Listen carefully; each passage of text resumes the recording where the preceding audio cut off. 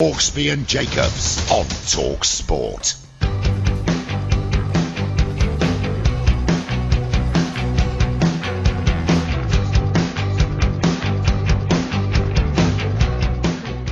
Why break that music? Why break the habit of a lifetime after all these years? Where's There our we are. music? I refuse. Sorry, I'm not going on with that music. I refuse. He's had a Queenie That's fit. ridiculous. He's had a Queenie fit. Every day for 15 years. Well, we've got to play the It's like right we've come music. back from an ad break. I know. Anyway, well, I hope you've enjoyed the first hour of the show that hasn't existed. No, we'll just talk amongst ourselves while they find the music. Oh, he's having a Queenie fit you've now. got to find the music. Having a bit Where of a is Queenie fit. And then they're looking for it, Andy. So Well, what what do you mean it can't be there? I bet it's been deleted by somebody. No, it's not. It's still there. I know, I've got my suspicions. Oh, have you really? Oh, yeah. Okay, well, fair enough. Same person that took all the books before Christmas. Oh, okay. Let's not name any names. Of course I'm not going to name effectively slander. Well, it would be, yeah, exactly. All we're saying is, if you're a friend of, if you thought to yourself, someone at talkSPORT gave me a lovely book at Christmas, and you're fantastic. However, you can't find the music. Shouldn't it be the first button you find every day for 15 years? Anyway, let's crack on, shall we? This is Paul Hawksbee. B.O. Junior's on the line. He's not happy. No, he's not. He's really not happy Coffee about Pot it. Part 1. Coffee Pot He Part relies 1. on that money. He doesn't get any money apart from I that. don't care if you find it. I don't care if you run it at 1:20. It's got to be on. This is Paul Hawksbee and Andy Jacobs with you through until 4 here on talkSPORT. Where this afternoon. To be honest, you're so bad at carrying a tune. I'm not even sure you could maintain that. A song you've heard every day. No, it's true. For 15 years. Anyway, what's coming up over the next 3 hours, Andy? Coming up over the next 3 hours, comedian and Palace fan Kevin Day makes a welcome return to the studio. We'll also prepare for a big week in Europe with Andy Brassel. We'll look back on a soul-searching weekend for Super League with Earl Crabtree and ex-Shrews striker Nigel Jemson. See, I like the music because it covers up all my fluffs. Well. Previews our commentary game against United. You say that. Okay, start it then. Here we go. Yeah, not bad. Good effort. Get the idea. Yeah. AP Cadigan found it. Well done. We'll also take your calls, emails, texts and tweets, including "That's very generous of you." There's all this, plus Graham Poll recalls tales of coin throwing and taking the players off the field, and another bad-tempered edition of Don't Ask Me. There we are. We had a bad-tempered start. We have a bad-tempered end from Andy. You've got to have standards, Paul. You You can't certainly let the have. standards drop. Anyway, it's approaching about 1:15 now.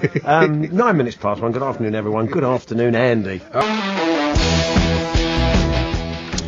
Good afternoon, Paul Hawksbee and Andy Jacobs here on talkSPORT. Here, look at some of the stories you may have missed, and of course, from his point of view, look at the magic of the FA Cup. Oh, yes. It is comedian, writer, and Palace fan, fresh from the lane yesterday, much like myself. Kevin Day. Kev, good to see you. Yes, I heard you talking about the magic of the FA Cup when I was outside. Apparently you two go to Wembley every year.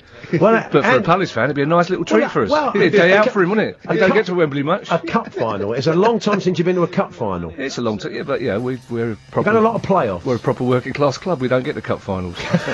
We don't want any of We this don't success fancy nonsense. Dan trophies. Coming here with your success, we love it where we are. We can't afford a bigger trophy cabinet. But it We've got didn't the mean to sound cup with it. patronising. Well, it did sound patronising. But it is true, isn't it? I mean, you are looking forward to the chance to go to another Wembley Cup final. No, because we got the worst possible draw, which was a team below us away from home. If we got another Premier League club, we'd be laughing. But it was. I had the pleasure yesterday of sitting in front of a stone-faced Alan Mullery, which made it even Yeah, better. Alan came out. It was an interesting booking at Hello, half-time. Mullers. Yeah, that's a good idea. Put Alan Mullery, the most hated manager Palace have ever had, in front of the Palace fans. Why did it go wrong for him at Palace? I mean, there's a lot of Tottenham fans who may have been confused.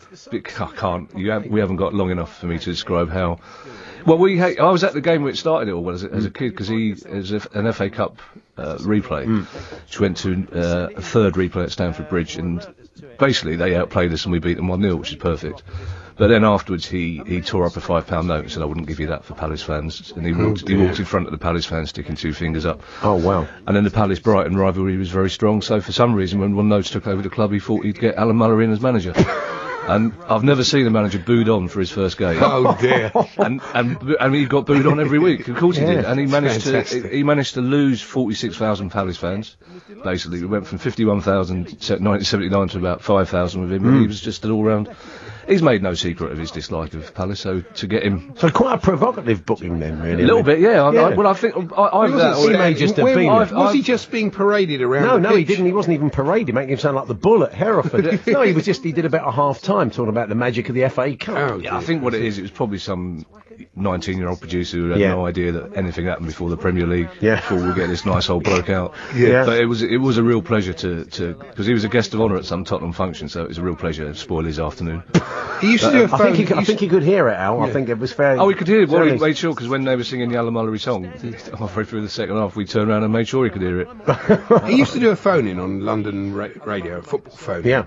And every week people would go, "Hello, Mullers, remember you down the lane?" Yeah. That was it, wasn't Well, it? they remembered him yesterday down the lane, the Palace fans. He's the sort of certainly. bloke who calls himself Mullers. That's all you need to know about him. So he's very Himself as bitter. Mullers. Kevin, But very bitter. It was well, he ruined my club. It was interesting yesterday. I think Tottenham fans were quite philosophical. It was.